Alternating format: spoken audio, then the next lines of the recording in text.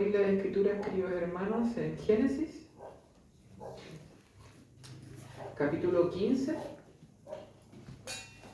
y vamos a leer entre el versículo 1 hasta el versículo 6. Génesis, capítulo 1, disculpe, capítulo 15, versículos 1 al 6. Génesis 15. Sí.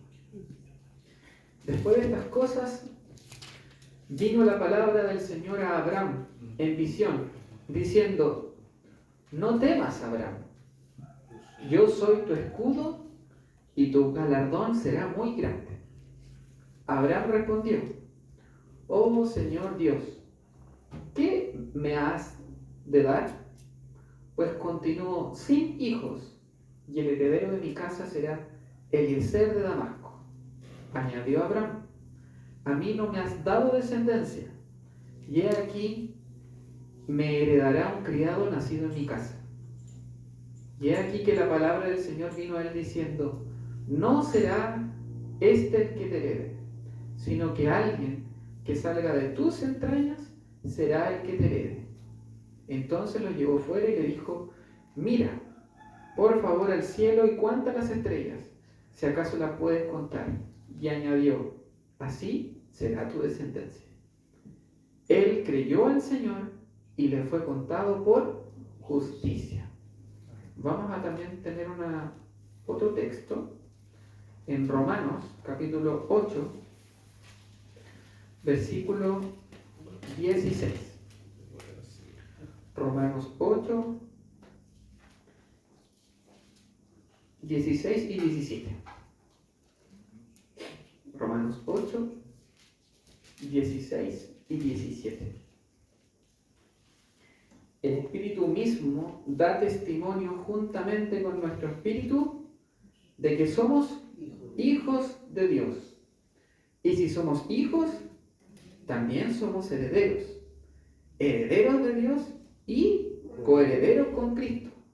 Si es que padecemos juntamente con Él, para que juntamente con Él seamos glorificados.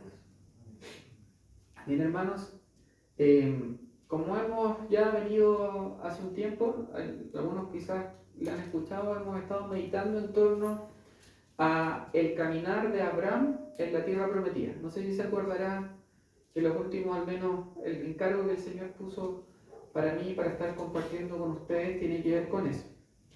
Hemos entendido en base a eso de que el peregrinar de Abraham en la tierra prometida es un reflejo del peregrinar de la vida de cada uno de los cristianos.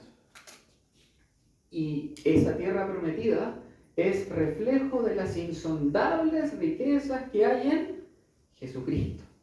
Entonces, la tierra prometida es una figura de lo que el peregrinar que tienen los cristianos en el conocimiento y entendimiento y apropiarse de lo que es la persona de Jesús. Entonces, hemos visto que la vida de Abraham se puede resumir en 4 altares, ¿se acuerdan? Que fue llamado desde Ur de los Caldeos, una ciudad que era, ¿se acuerdan?, llena de dioses, llena de cosas raras. Desde allá fue llamado Abraham y fue llamado para habitar en la tierra prometida, y vemos que el último escalón se da en el monte Moriah, en donde después vamos a leer más adelante en la próxima sesión. En Génesis 22 vemos donde Abraham es un fiel representante de Dios mismo, y en el momento en que él está sacrificando o casi sacrificando a su hijo Isaac. Pero para llegar a ser un fiel reflejo de lo que es la misma persona de Dios, Abraham tuvo que pasar por una serie de eventos y ciertas cositas que pasaron en el caminar que nos enseñan nuestra vida como cristianos, de cómo son las etapas de la vida cristiana. Entonces vimos que esas etapas podrían ser resumidas en 4 altares. La primera vez que estuvimos hablando en torno a esto, vimos el primer altar que se construyó cuando él sale de su familia. ¿Se acuerda que él venció el lazo familiar? Todo lo que lo ataba a este mundo, y él sale de Ur de los Caldeos y edifica un primer altar. Esa fue la primera vez que estuvimos juntos. Después, la segunda vez, vimos que entre medio también edifica un segundo altar, pero tiene una salida, se va para Egipto. ¿Se acuerda que hay hambre en la tierra? Y producto de esa hambre en la tierra, él se va a Egipto y se queda en Egipto, y de ahí Dios lo rescata para hacerle ver que no había rompido completamente con el llamamiento que Dios le había hecho. Porque Dios le había dicho que sal de tu tierra, de tu parentela y de la casa de tu padre. Y él había cumplido a los chilenos, parcialmente, más o menos, ¿cierto? Entonces, como cumplió más o menos, Dios se encarga de rodear las circunstancias de Abraham para que él pueda salir y romper su relación que tenía con Lot y extenderse hacia el llamamiento que Dios le había hecho y poder construir el tercer altar. Y eso lo vimos en Génesis capítulo 13. Esa fue la última vez que estuvimos juntos. Así como para que los que no se acuerdan, o más o menos se acuerdan, eso fue más o menos lo que habíamos estado meditando en torno al caminar de Abraham. Entonces, el día de hoy, por la gracia del Señor, antes de llegar al último altar que se encuentra en Génesis 22, el Señor me mostró necesario poder tener un alto respecto a algunas enseñanzas que hay en el caminar de Abraham que están contenidas en Génesis capítulo 15. De hecho, les cuento que en un comienzo iba a compartir con ustedes dos instancias, Génesis 14 y Génesis 15. Pero el Señor, no sé, algo puso hoy día en la mañana, mientras estábamos acá, de que creo más apropiado solamente compartir a partir de Génesis 15 y que el Señor tenga misericordia con nosotros y su Espíritu Santo hable para que podamos entender por qué creo que es importante esta instancia de poder escuchar su palabra. Amén. Entonces, con ese contexto que tenemos detrás, vamos a examinar las circunstancias y las enseñanzas que trae para nosotros Génesis 15. Y lo quiero resumir en tres grandes hitos, subhitos, este Génesis que estuvimos recién. El primero que vamos a ver es: no temas. Entonces, ¿cómo es importante en la vida cristiana no temer? ¿Ok? Primer punto. El segundo que vamos a ver es no mirarnos a nosotros mismos. Punto 2. Y punto 3, vamos a ver un hilo de oro que está a lo largo de toda la Escritura, que es filiación y heredad. Así que esos tres puntos vamos a ver a partir de Génesis 15, y el Señor, como decía, tenga misericordia de nosotros para poder escarbar en su palabra. El primer punto: no temas. ¿Cómo parte el versículo 1, queridos hermanos, que leímos de Génesis 15? Dice: después de estas cosas. Entonces, algo sucedió, y está inmediatamente en Génesis 14, en la vida de Abraham, de que Dios mismo se encuentra con él para decirle: no temas. Porque fíjense que dice: después de estas cosas, vino la palabra del Señor en visión, y diciendo, Dios le presenta y le dice: no temas, Abraham. Entonces, Dios conoce nuestros corazones, Dios conoce cómo somos, Dios conoce cada uno de nuestros pensamientos, y como Dios nos conoce, nos dice: no temas. ¿Por qué le está diciendo no temas? Fíjense, si usted lee el capítulo 14, y el capítulo 14 usted encuentra una guerra, y la voy a resumir, voy a tratar de hacerla súper breve para resumir esa parte. Hay una guerra entre 5 reyes y 4 reyes, en la época en que estaba habitando Abraham. Esa época era harta guerra, estamos hablando de hartos años atrás. Entonces se enfrentan 5 reyes contra 4 reyes, y estos 5 reyes eran vasallos de los 4 reyes, y en particular se nos habla de un personaje que es Keler Daomer, que es uno de los reyes importantes que están dentro de estos 4. Estos 5 se rebelan, y vienen estos 4 reyes y vencen a estos 5 reyes. Los mandan así, pero batallan, golpizan y ganan la guerra. Y resulta que dentro de estos 5 reyes que fueron vencidos, se encontraban 2 reyes que son relevantes, que es el rey de Sodoma y el rey de Gomorra. Entonces, vamos a decir los malulos. Los malulos, el rey de Sodoma y el rey de Gomorra, fueron vencidos por estos otros 4 reyes en los cuales estos se rebelaron. Este vino y los agarró a patar y les ganó. Entonces, ¿se acuerda quién habitaba en las cercanías de Sodoma? ¿Se acuerda? Lot. Bien, gracias. ¿Se acuerda que nos habíamos encontrado que Lot había puesto sus tiendas en el capítulo 13? Nos habíamos encontrado de que Lot habitaba en las cercanías de Sodoma, ni fu ni fa, pero llegó hasta la puerta de la ciudad, dice en otro versículo. Entonces, producto de que estos 4 reyes ganan, Kedorlaomer lleva cautivo a todos estos 5 reyes, incluyendo los reyes de Sodoma y Gomorra, y adivinen a quién también lleva cautivo. A Lot. Porque Lot estaba en medio del mundo. Y esa es una enseñanza interesante también, como que queda ahí dando bote. Entonces, lo llevan cautivo, y llevan cautivo a toda la familia de Lot, y le dan ese mensaje a Abraham. Abraham, tu sobrino se lo llevaron cautivo. Entonces, ¿qué hace Abraham? Junta un grupo de 300 hombres. No sé si han visto esa película, más cabros, los 300. Estos sí que son 300, porque son como los 300 de las Termópilas. No. Junta 300 hombres, 318 hombres, dice la palabra. Junta 300 hombres y va de noche. Imagínense, 300 hombres contra un ejército de 4 reyes que habían llevado cautivos.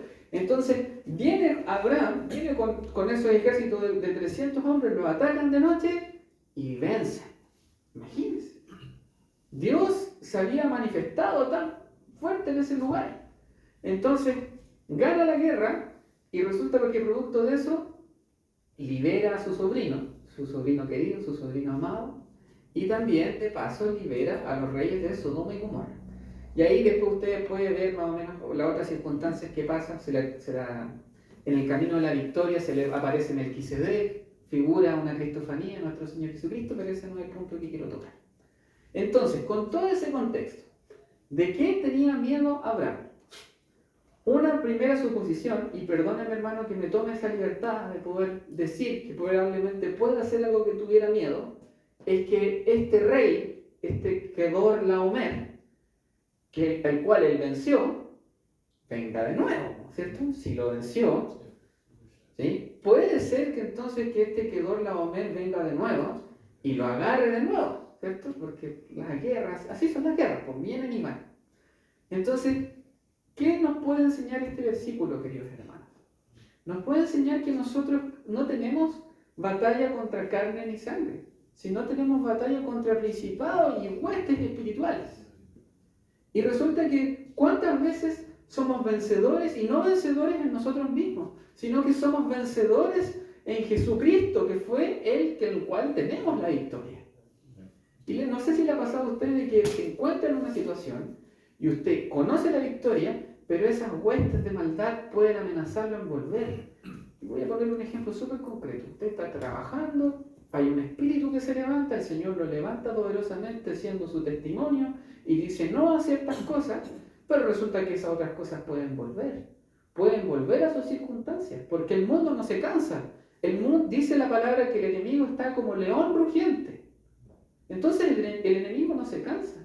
Sin embargo, la palabra de nuestro Señor nos dice que no temamos. Y eso es un descanso para nuestras almas. Entonces, de alguna forma podríamos decir de que la primera circunstancia de que pueda hacer temer a Abraham tiene que ver con esta victoria, ¿cierto?, que tuvo sobre estos reyes. Pero quizás más aún, si usted examina lo que leímos en el versículo 15, en Abraham había algo también que podríamos llamar ansiedad. No sé si ha conocido el mal del siglo XXI llamado ansiedad. Porque Dios le había prometido una herencia, porque Dios le había prometido de que él iba a ser un padre de una nación. Pero resulta cuando veía las circunstancias Abraham, ¿qué veía? Que era viejito, que ya era anciano, que los años habían pasado, y sin embargo la promesa de Dios no se había hecho realidad.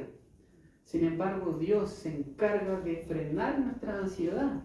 Al ver que las cosas no son inmediatas, ¿cuántas veces nosotros nuestro corazón le da pena o se preocupa porque no ve que las cosas estén pasando como Dios nos ha prometido que tienen que pasar?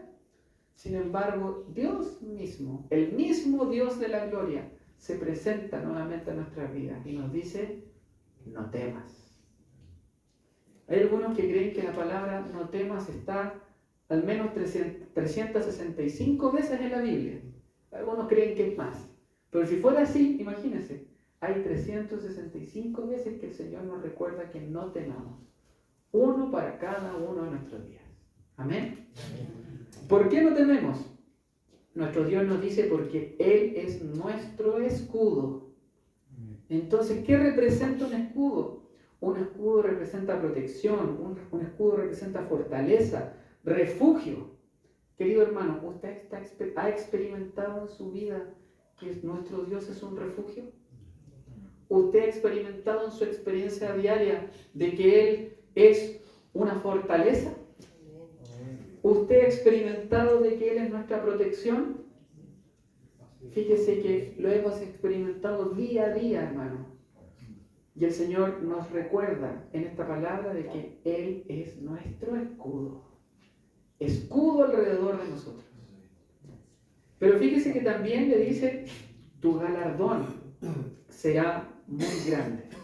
Tu galardón tiene que ver con nuestra provisión, ¿cierto? Con lo que Él nos va a entregar, nuestro premio va a ser muy grande. Y en particular tiene que ver con la palabra herencia, que vamos a pasar a estudiar un poquito más adelante. Pero fíjese lo que responde Abraham. Y eso se encuentra en Génesis 15:2. Abraham respondió, oh Señor Dios, ¿qué me has de dar? En referencia a lo que Dios le había dicho. Dios le había dicho, tu galardón será muy grande. Tu premio, todo lo que está reservado para ti será muy grande. Sin embargo, Abraham dice, Dios, ¿qué me has de dar? ¿Usted le ha preguntado alguna vez eso a Dios? Si Dios le hace una promesa y pareciera que esas circunstancias no están. Porque dice, miren lo que dice, pues continúo sin hijos. Y el heredero de mi casa será Eliezer de Damasco. Miren, y añade más en el versículo 3. A mí no me has dado descendencia, y he aquí que me heredará un criado nacido en mi casa. Como que le repite lo mismo. O sea, en el versículo 2 dice algo respecto a su heredad, habla respecto a Eliezer, y en el versículo 3 como que lo sigue incrementando. ¿Qué es lo que está haciendo Abraham en este versículo? Abraham está viendo a sí mismo. ¿Qué está haciendo? Está examinando sus circunstancias, está haciendo una introspección, no sé si escuchan esa palabra, una introspección, ¿y qué está viendo? Como hemos hablado recién. Está viendo que está viejo, ¿cierto? Tiene 100 años. Está viendo de que cuando uno está viejo, como decía el hermano, hoy día dan ganas de quedarse acostado, ¿cierto? Eso dijo. Pero también, ¿hay energía o no hay energía cuando uno está viejito? No hay tanta energía, voy a decir, ¿cierto? Sí, más o menos. ¿Ah? ¿Cómo? Hay. Ya, gracias. Pero hay menos. Ya, hay menos energía, ¿cierto? Pero también que acuérdense que para tener un hijo, ahí se necesita también una esposa. Y esa esposa tiene que ser fértil. Y resulta que las circunstancias que rodean a Abraham no es solamente que él es viejito, sino que su señora, su esposa Sara, también era viejita. Y no resulta que solamente eso, sino que más encima era estéril, era infértil. Entonces, Dios le había hecho una promesa. Y la promesa que Dios le había hecho es que su heredad iba a ser muy grande. O sea, que él iba a tener una descendencia. De él se iba a levantar un pueblo. Y cuando hace la introspección, esa palabra muy de moda, introspección, cuando se examina a sí mismo, ve infertilidad, ve vejez y dice, chuta, ¿qué me has de dar, Dios? Mírame, mira mis circunstancias. Fíjese que esa palabra introspección es algo que está muy pegado en nuestro siglo XXI. No sé si has escuchado que tenemos que autoconocernos, tenemos que vernos, tenemos que examinarnos, pero examinarnos en un modo depresivo, porque resulta que cuando nos miramos a nosotros mismos, ¿qué vemos? Vemos que yo no puedo hacer eso, yo no puedo hablar delante, no puedo hacer esto, no puedo hacer lo otro. ¿Qué vemos? Yo no tengo eso, no tengo lo otro, yo no tengo eso, no tengo lo otro, no tengo un doctorado en Harvard como quisiera, no tengo estudios, no tengo esto, no tengo lo otro, yo no soy así, yo no tengo ese carácter, yo no puedo. Hemos estado, y no está mi señor aquí, pero hemos estado discutiendo, hablando me refiero, no discutiendo de otra forma, hablando respecto a esto de que cómo nos examinamos y qué vemos. Vemos que a nuestros hijos, y vemos que ustedes saben que a veces la crianza de los hijos es difícil, ¿cierto? Entonces, ¿qué vemos? Que los niños de repente hacen cosas que nosotros no quisiéramos. ¿Y qué pasa en nosotros? Yo no he hecho la pega, yo no soy así, yo no soy paciente. Yo no puedo cambiar mi carácter. Yo soy tan enojón. Yo soy, no sé qué otra cosa le pasa a usted, pero somos tan enojones, tan iracundos. Señor, tú me has dicho que tú me vas a cambiar, tú me has hecho una promesa, que vaya a formar tu carácter en mí, pero mírame cómo estoy. Yo soy enojón, yo tengo tantos problemas, yo no logro resolver los problemas, yo no tengo confianza en mí mismo. ¿Has escuchado eso? Yo no puedo. Entonces, ¿qué pasa, queridos hermanos? Que a medida que nos examinamos a nosotros mismos, pero nos examinamos en esta introspección en la cual el egocentrismo del hombre se hace tan presente, es que lo que viene como producto de ese espejo, y ese espejo tan negro en el cual nos vemos, es que entramos en depresión, entramos en la pena, porque nos vemos tan mal. Sócrates, el filósofo griego, dice: una vida que no se examina no merece ser vivida. Fíjese lo que dice lo griego. Una vida que no se examina no merece ser vivida. Eso dice Sócrates. Una vida que no se examina no merece ser vivida. Entonces, ¿qué es este reflejo de la introspección? Es un reflejo del egocentrismo que hay en los hombres, mirándonos solo a nosotros, mirándonos solamente a nuestros recursos, lo que tenemos, lo que no tenemos, lo que somos o lo que no somos. Todo eso es tan verdad, querido hermano, porque usted cuando se ve al espejo, usted se halla todos los defectos que pueden encontrarse en sí mismo. ¿Qué tenemos nosotros en nosotros mismos? El punto, creo que la palabra nos inspira, es que no es a que nos quedemos mirándonos a nosotros mismos, mirándonos en el espejo y entrar en esa depresión. Porque el corazón del hombre es engañoso, porque el corazón del hombre habita la perversidad. Sin embargo, lo que el Señor nos impulsa es a mirarnos a nosotros mismos, pero no para quedarnos mirándonos a nosotros mismos, sino que para que cuando veamos nuestra bajeza, lo miremos a Él. Cuando nos veamos a nosotros mismos, cuando veamos, podamos volver nuestra mirada a Él. Podamos ver quién nos creó, podamos ver sus promesas, podamos ver en quién nosotros debemos permanecer. ¿Qué nos dice el Señor? Permaneced en mí. ¿Se acuerda que lo vimos hace un tiempo? Permaneced en mí y yo en vosotros, porque separados de Él, nada podemos hacer. Entonces, ¿será que podemos vencer las cosas naturales de la introspección? No las podemos vencer, porque separados de Él, nada podemos hacer. ¿Qué tenemos que hacer nosotros en consecuencia? Permanecer en Él, mirarlo a Él, porque Cristo es el único que nos salva de una vida egocéntrica. Cristo es el que nos salva de una vida egocéntrica. ¿Amén? Amén. Es Cristo el que nos salva de nuestra miseria. Es Cristo el que nos salva de nuestros defectos y de nuestras virtudes. Todo es para Él. Amén. Y fíjese qué es lo que Dios hace en reflejo y es lo que aprendemos. El versículo 4. Porque se está quejando, ¿cierto?, entre el versículo 2 y el versículo 3. Y dice, y he aquí que la palabra del Señor vino a él diciendo, no será este el que te herede, sino que alguien que salga de tus entrañas será el que te herede. Y mira el versículo 5. Dice, entonces, ¿dónde lo llevó? Lo llevó afuera. Lo saca de sus circunstancias que lo están rodeando. Lo saca de la depresión y la tristeza. Lo saca del abismo de nuestras almas.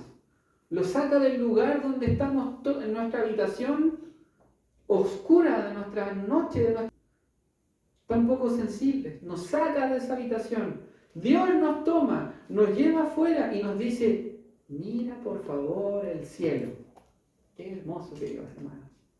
Porque Dios es el que nos saca de nuestras habitaciones oscuras, en la noche oscura de nuestras vidas, en la noche oscura de nuestras almas. Es el Dios de la gloria que nos saca y nos hace mirar al cielo y dice, mira al cielo y cuenta las estrellas, si acaso las puede contar, así será tu descendencia. Dios afirma su promesa. Dios ha prometido algo. ¿Y se acuerda lo que prometió en nuestra vida? Que el que comenzó la buena obra, Él la va a terminar. Amén. Esa es la promesa que tenemos. La promesa que Dios nos impulsa es que Él va a terminar la obra que Él empezó. Él la va a terminar. Es un trabajo que Él hace en nosotros. Nosotros en consecuencia tenemos que creerle. Porque fíjese lo que pasa después. Él creyó al Señor. Nuestro trabajo en la vida cristiana es no solamente comenzar por la fe, sino caminar por la fe. Gálatas y Romanos nos enseñan de que la justificación se encuentra en la fe, pero Hebreos 7 en particular, nos enseña de que el camino cristiano también es por medio de la fe. Nosotros le creemos a Dios de que Él va a trabajar en nosotros. Amén.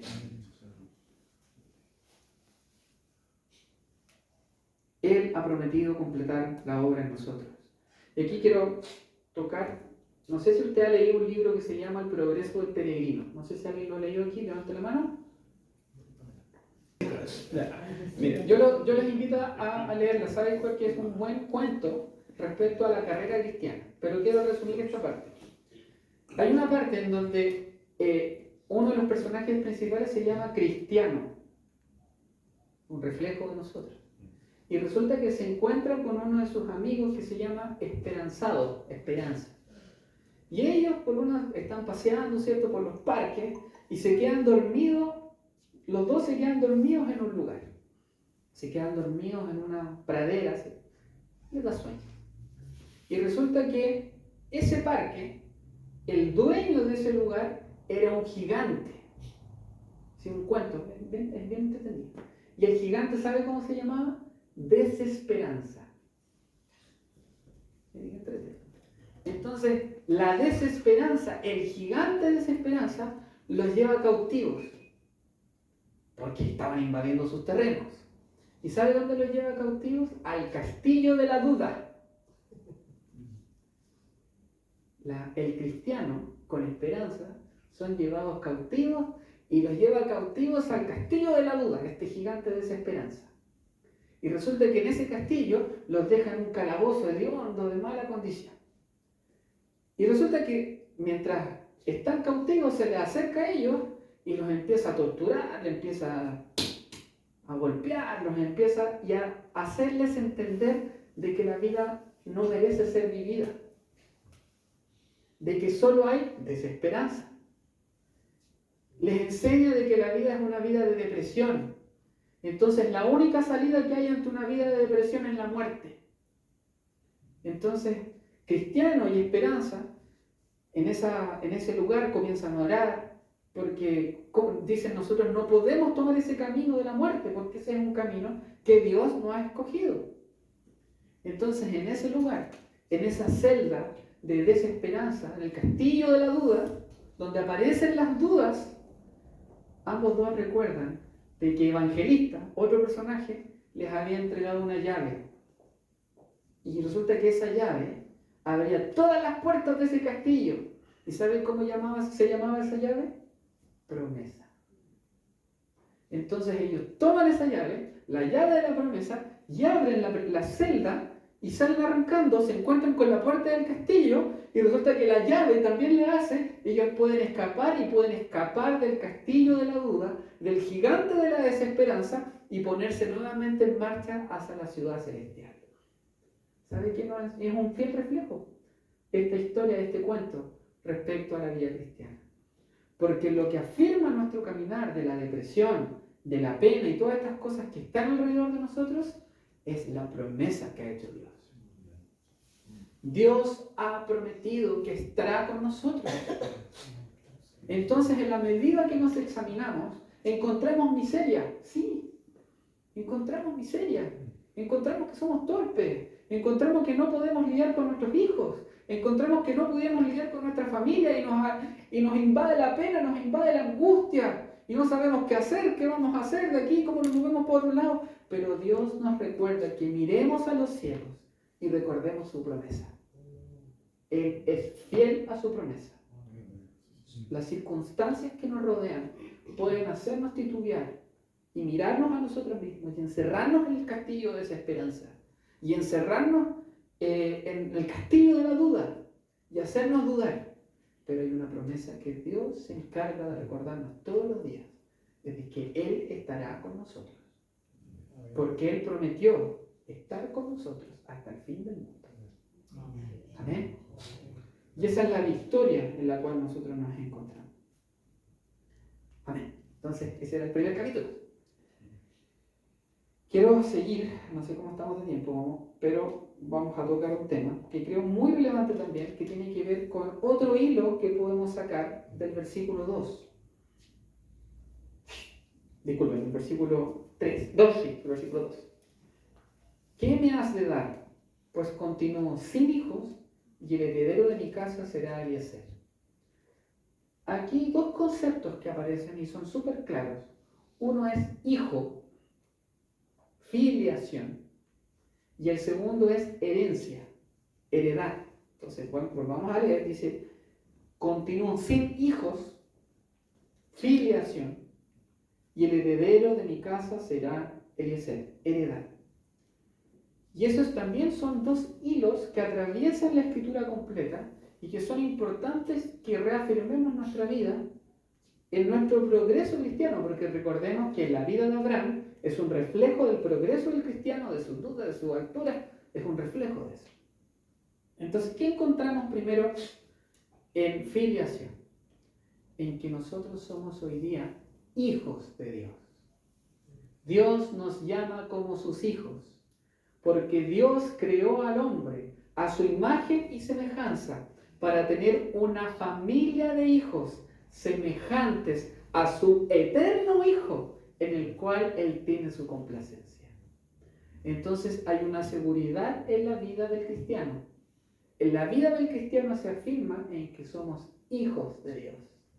¿Se acuerda cuando Jesús se aparece a sus discípulos casi al final de su terminal? Subo a mi Padre y a vuestro Padre. Y es la primera vez, si usted lee los evangelios, en que ya Jesús no solamente se refiere como el Hijo unigénito de Dios, sino que el Hijo unigénito pasa a ser el Hijo primogénito. ¿Por qué? Porque Dios siempre tuvo en su corazón tener una familia de hijos que sean semejantes a su Hijo. Pasamos a ser de desechados, pasamos a ser de menospreciados, a ser llamados hijos de Dios. Por tanto, hay una certeza en nuestra vida de que somos hijos. ¿Amén? Amén. Y fíjense lo que leímos en Romanos 8:17. Volvamos ahí, por favor. Que justamente tiene que ver con esto que estamos hablando. Romanos 8:17. 16. El Espíritu mismo da testimonio juntamente con nuestro Espíritu. ¿Qué da testimonio el Espíritu Santo? De que somos hijos de Dios. El Espíritu Santo que vino a habitar en nuestras vidas da testimonio de que somos hijos. Pero fíjese lo que dice. Y si somos hijos, también somos herederos. Y aquí quiero tocar la parte de la herencia. Entonces, una parte de nuestra herencia, ¿y por qué hablo de una parte? Porque estoy solamente destacando una parte del versículo, es de que somos herederos. ¿Por qué somos herederos? Porque estamos anclados a su Hijo. Porque somos coherederos con Cristo. Entonces hay un hecho objetivo que nos hace ser herederos. Nos hace ser herederos es que estamos anclados a Cristo. Nuestra vida está anclada a Cristo. Somos de Cristo. Y al ser de Cristo hay una promesa de herencia. ¿Amén? Amén. Hay una promesa de herencia para cada uno de nosotros. En nuestra vida posterior, en nuestra vida que viene hacia adelante. Vamos a alcanzar una herencia. Y esa herencia es estar con nuestro Dios. Y habitar con Él. Y ser de Él. ¿Por qué hay una herencia? Porque como dice el versículo 17, también somos herederos, herederos de Dios y coherederos con Cristo. Porque estamos anclados a Cristo. La obra objetiva de la cruz de Cristo alcanza una alianza con Dios para nuestras vidas. La cruz de Cristo es la alianza incondicional. Hermano, puede pasar de todo, pero hay algo que permanece, que es la cruz de nuestro Señor. Y la cruz de nuestro Señor nos enseña a que estamos unidos a Cristo. Es Él que nos hace ser herederos. Amén. Hay una cruz en la cual recordamos y hemos recordado el día de hoy el precioso sacrificio del Señor, que no solamente nos habla del perdón de pecados, sino también nos habla de que hemos alcanzado una herencia. Amén. Hay una herencia preparada, imagínense una herencia de millones de dólares, en la cual supera esos millones de dólares. Y es una herencia que se encuentra anclada a la cruz de Cristo. Y fíjese que eso se encuentra ejemplificado después, no voy a resumir porque no quiero demorarme mucho. A partir del versículo 8 de Génesis 15, Abraham cuando, pregunta, ¿cómo he de saber esto? ¿Se acuerdan que le hizo una promesa? Abraham creyó, pero Abraham vuelve a contrapreguntar y dice, ¿cómo ha de ser esta cuestión? ¿Cómo ha de ser esto? Entonces Dios le dice, mira Abraham, prepara unos animalitos, córtalos por medio de la mitad y déjalos ahí. Entonces Abraham lo hace, obediente, corta los animales, los deja ahí en medio y resulta que de repente empieza a llegar la noche. Y Abraham le da sueño, la noche para dormir. Se queda dormido, llega la noche y de repente Abraham despierta y Abraham despierta medio así, despavorido, porque ve que hay fuego, hay una antorcha de fuego y que está consumiendo esos animales. Hay un holocausto que se produce en ese lugar. Y fíjese que de esa forma entonces Dios le responde que hay una alianza que se echa respecto a esa herencia. Porque, ¿qué tuvo que hacer Abraham respecto a ese holocausto? Nada, él tuvo que dejar los animales y fueron consumidos por Dios. De esa misma forma, la promesa que hay para nosotros como cristianos es de que somos herederos de Dios, de que vamos a tomar una parte con Él, está anclada en el sacrificio de la cruz de Cristo. La cruz de Cristo nos recuerda que ese hecho objetivo es una alianza que Dios ha hecho con el hombre y es una alianza que es indestructible. Por eso corremos a los pies de la cruz. Por eso hay un raudal que habla, ¿cierto? Hay un raudal que habla de cuánta vida hay en esa alianza. Nosotros los hombres, nosotros en nuestra miseria, en nuestras casas de San Bernardo, o póngale la comuna que sea, hemos alcanzado una herencia para Dios, por Dios, para estar con Dios, anclada en la victoria de nuestro Señor Jesucristo. Así que gracias por la cruz de Cristo, gracias por su obra, porque nos recuerda de que tenemos una herencia. Pero fíjese lo que dice la segunda parte del versículo de Romanos. Y si somos hijos, también somos herederos, herederos de Dios y coherederos con Cristo. Pero fíjese lo que dice después.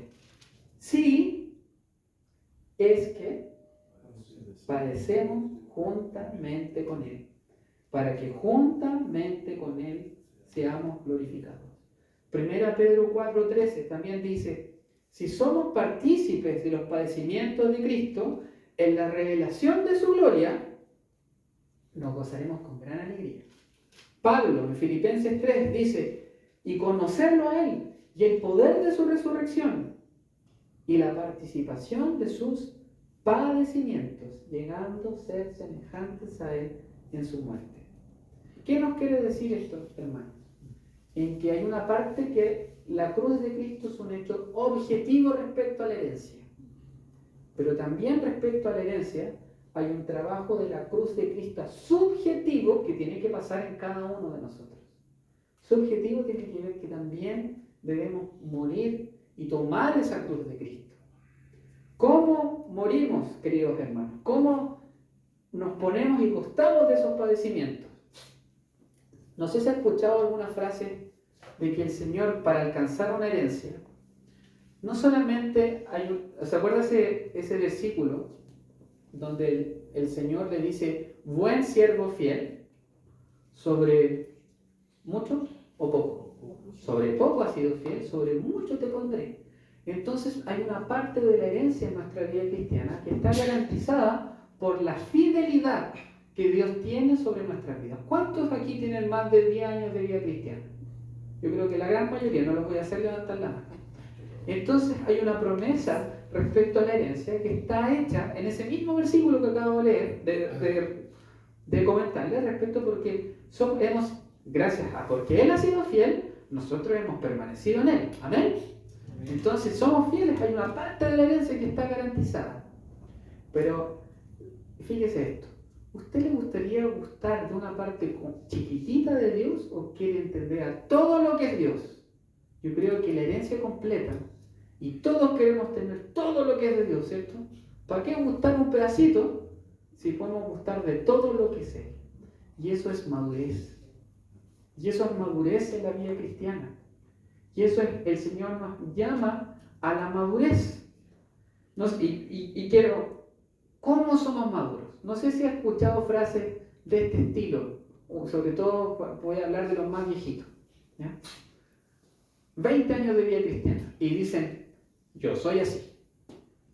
No, hermano, usted tiene que cambiar, voy a hablar de usted. No, hermano, usted es muy testarudo. No, yo soy así. Los hermanos me tienen que aguantar. Y así voy a morir. Gracias. No sé si he escuchado eso. Bueno, quizás se ha escuchado en cisterna, no. Pero eso nos pasa. No sé si he escuchado esa frase tan chileno. No, yo soy así. Yo no voy a cambiar. Que los hermanos me soporten. ¿Has escuchado eso? Bueno, en cisterna yo lo he escuchado, para que después no vayan a cisterna y digan que yo no lo digo. También, ¿qué otra cosa? Ejemplos concretos de esta madurez cristiana. ¿Cuántas veces en medio de nosotros de repente un hermano nos mira mal? No sé si esto pasará aquí en San Bernardo. Ya. Entonces, supongamos, lo miro mal al hermano y me voy. ¿Cómo queda ese hermano? Ese hermano en particular queda, ¿qué será que quiso hacer el hermano? Me está mirando mal. ¿Qué se cree ese hermano? Mire cómo me está mirando. Si yo canto lindo. ¿Cómo va a estar mirándome así? Y sale el orgullo que hay detrás de nosotros. O, no sé, otro ejemplo. Por eso estoy poniendo ejemplos concretos de madurez de años de vida cristiana. No, hablamos entre líneas. Lenguaje subliminal. Como que le decimos algo al hermano, pero se lo estamos diciendo entre líneas. Entonces, ¿el hermano qué piensa? Chuta, ¿qué me habrá querido decir el hermano? ¿Qué se cree este hermano? Miren lo que me anda tratando. Me anda diciendo esto, me anda diciendo lo otro. Queridos hermanos, estas situaciones que estoy comentando, que no creo que pasen aquí en San Bernardo, son situaciones de madurez cristiana. Son situaciones de vida cristiana. Porque, hermanos, sinceramente, ¿quiénes somos nosotros? ¿Somos una gran cosa? ¿Somos dignos de que nos sintamos ofendidos porque el hermano nos miró mal? ¿Qué se cree ese hermano César? que me miró con esa cara, no sabe lo que yo soy, llevo años de vida cristiana. ¿Qué creemos que somos? ¿Qué somos, hermanos? ¿Nos creemos algo? ¿Nos creemos algo por los años que tenemos? ¿Hay altivez en nuestras vidas? ¿Se levantan rencillas en medio de nosotros? ¿Producto de estas cosas familiares de la vida cristiana cotidiana? Este hermano quiso herirme y nos enojamos los unos que los otros. 1 Corintios 13 dice, el amor no cuenta el mal recibido. Eso dice 1 Corintios 13. El amor no cuenta el mal recibido. Martin Lloyd Jones, no sé si has escuchado el nombre de ese hermano, un hermano que era de Inglaterra, dijo esto: si supiéramos, y lo voy a repetir, si supiéramos a la luz de Dios quién realmente somos, quedaríamos asombrados de cómo las personas nos tratan tan bien. Voy a repetir. Si supiéramos a la luz de Dios quién realmente somos, quedaríamos asombrados de cómo el resto nos trata tan bien. Hermanos, nosotros no somos nada. Somos dignos de muerte. Eso es lo que somos. Somos pecadores que hemos sido redimidos. 1 Corintios 15:10 dice, por la gracia de Dios soy lo que soy. Por la gracia de Dios somos lo que somos. Y su gracia no ha sido en vano para conmigo. Eso es nuestro reflejo. Entonces, cuando entre medio de nosotros se levantan este tipo de cosas, no es que hermano me miró mal. No, es que está diciendo algo entre líneas. Y se levantan rencillas. No, es que yo tengo una posición. Es que merezco respeto. Es que yo soy así, es que no voy a cambiar. El Señor nos llama a rendir esas cosas. A que podamos ofrecerlas como un sacrificio al Señor. A podernos dejar pasar por la cruz de Cristo. Yo sé que la palabra de la cruz no es una palabra nueva para nadie de los que está aquí. La han escuchado 20, 30 veces. No es nada nuevo. Y sin embargo pareciera ser que estas cosas que son cotidianas son tan presentes en la vida de iglesia, son tan presentes en la vida de los unos que los otros, que no nos dejamos transformar. Y como que la palabra de la cruz, que la sabemos de memoria porque leímos todos los libros de Watchman Nee, está acá arriba, la conocemos, nos sabemos de memoria Romanos 6, 7 y 8, pero en la vida cotidiana, en la vida de iglesia, no nos dejamos transformar. El Señor nos invita a tomar de sus padecimientos para que nosotros tengamos las llagas de Jesús. ¿Cómo vamos a gustar de la cruz de Cristo del mundo si en medio de la asamblea, en medio de los hermanos, no tomamos nuestra cruz? Acuérdense las palabras de Jesús cuando nos invita a ser sus discípulos. Si alguno quiere venir en pos de mí, tome su cruz y sígame.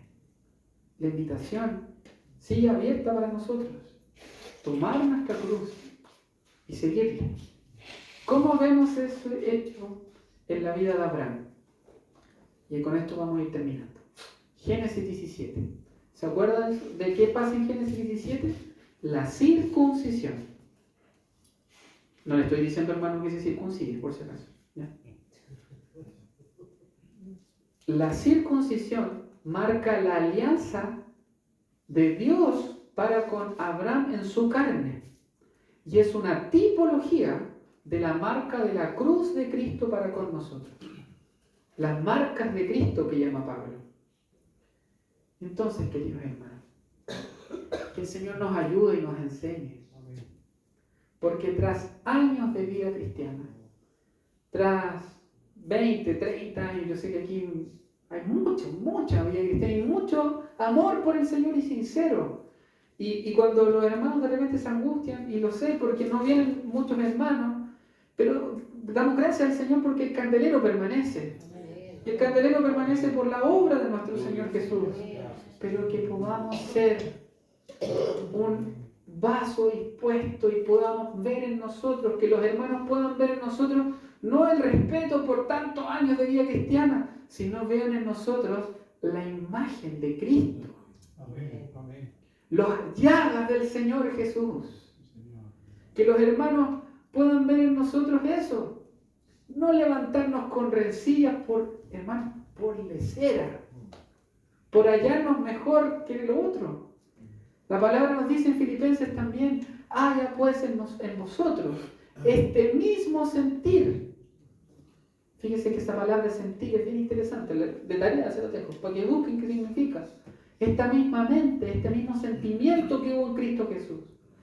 Y después comienza toda la doxología respecto a que Él, siendo el Dios de la creación, dejó su lugar en el trono para hacerse hombre. Y en ese estado de humillación no fue cualquier hombre, sino que se hizo siervo. Ese es el corazón que hay en nuestro Dios. ¿Cuál es el corazón que hay en nosotros? ¿Está la mente de Cristo puesta en nosotros respecto a estas cosas? ¿O buscamos ser respetados? ¿Qué quiso decir? Como decía, ¿qué quiso decir este hermano?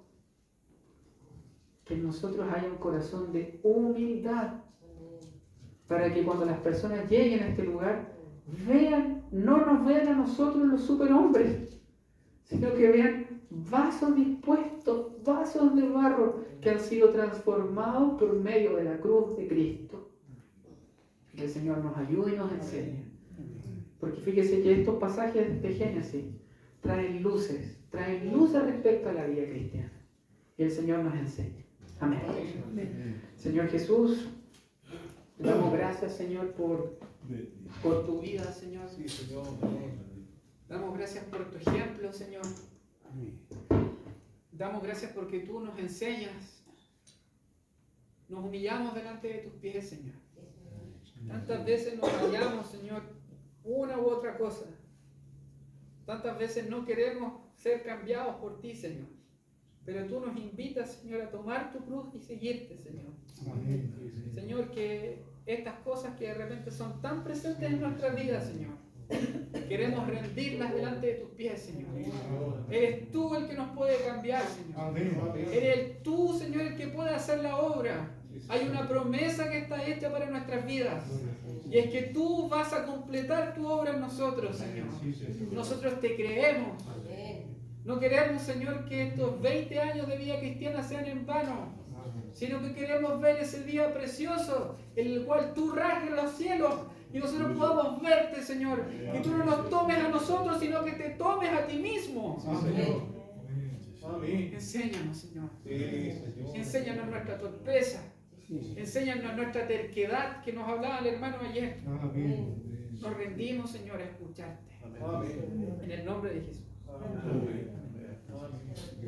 Gracias.